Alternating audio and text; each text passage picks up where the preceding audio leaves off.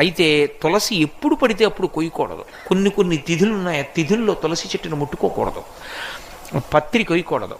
ఆ తులసి తెచ్చి ఇంట్లో ఉంచుకుంటే మీరు కొన్నాళ్ల పాటు పూజ చేయొచ్చు.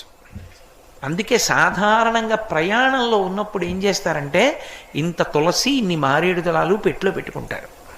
పూజ పెట్టని ఒకటి ఉంటుంది. ఎవరికైనా అలవాటు ఉంటేను బట్టలు తప్ప అవన్నీ ఎందుకండి మాకు అనుకునే వాళ్ళకి అవన్నీ ఎందుకు, కాసిన మారేడు దళాలు కలిసిన తులసి పెట్టుకుని తాను ఎక్కడున్నా దీంతో పూజ చేస్తాడు. వాటికి నిలవ దోషం లేదు. మారేడుకు మరీ ఎక్కువ, అవి ఎండిపోయినా చేయొచ్చు. కాబట్టి ఇన్ని శక్తులు ఉన్నది. అందుకే నమస్తులసి కళ్యాణి, నమో విష్ణు ప్రియే శుభే, నమో మోక్ష ప్రదే దేవి, నమః సంపత్ ప్రదాయకే.